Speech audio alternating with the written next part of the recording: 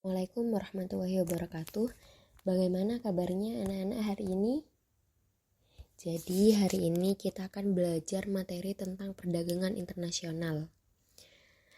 Perdagangan internasional itu biasanya kita sebut sebagai perdagangan antar negara. Jadi maksudnya aktivitas perdagangan yang dilakukan oleh masyarakat suatu negara dengan masyarakat negara lain atas dasar kesepakatan bersama. Masyarakat yang dimaksud di sini ada beberapa hal, diantaranya individu, kelompok, lembaga, pemerintah, suatu negara maupun dengan negara lain.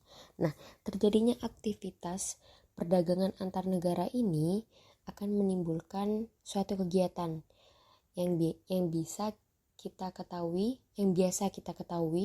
itu ada ekspor dan impor. Contohnya, selain mobil dan telepon genggam, masih banyak produk lain yang kita peroleh dari perdagangan internasional. Di antaranya seperti komputer dan pesawat terbang. Nah, kita ketahui sendiri komputer yang sering kita gunakan ialah komputer entah dari Cina maupun negara lain. Nah, untuk pengertian ekspor dan impor ini berbeda. Nah, kalau ekspor itu merupakan kegiatan menjual barang atau produk luar negeri. Jadi kita menjual barang dari dalam negeri untuk disalurkan ke luar negeri. Nah, tujuannya untuk memperoleh keuntungan. Nah, barang yang diekspor atau dijual ke luar negeri ini dibayar oleh pihak pembeli dengan alat pembayaran berupa mata uang asing atau biasa kita kenal seperti dolar. Nah, uang dolar ini sangat berharga. Nah, ketika ditukar dengan rupiah, maka itu akan mendapatkan keuntungan. Nah, hasil dari uang dolar ini kita salurkan atau biasanya disebut sebagai devisa negara. Nah, devisa yang terkumpul kita akan gunakan untuk membiayai impor. Nah, impor ini apa sih, Bu? Jadi, impor ini ialah kebalikan dari ekspor. Kalau ekspor itu kan kita menjual barang ke luar negeri, tapi kalau impor ini kita membeli barang dari luar negeri gitu.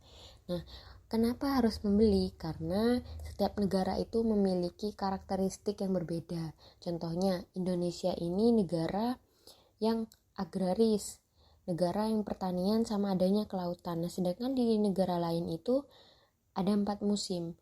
Nah, untuk menanam kadang mereka juga kesulitan. Nah, sedangkan di Indonesia kan agraris, bisa menanam tumbuh-tumbuhan. Jadi kita saling ekspor gitu. Nah, di sini kegiatan impor itu disebut sebagai importir.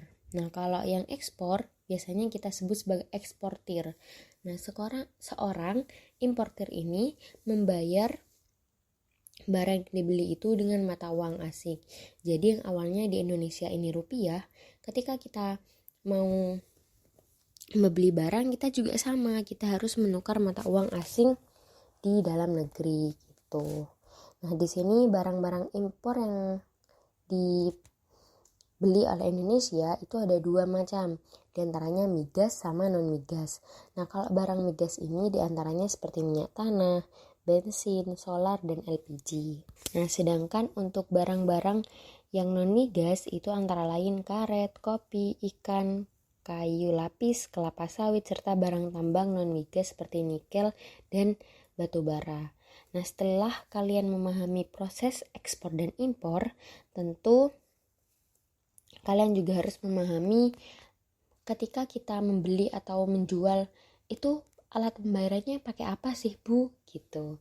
Jadi di sini alat pembayarannya itu ada pembayaran secara tunai maupun pembayaran secara kredit. Nah, secara tunai di sini diantaranya ada surat wesel, terus commercial bills of exchange seperti surat, terus letter of credit. Nah, sedangkan untuk yang non tunai itu pakai rekening atau biasa kita kenal open account gitu.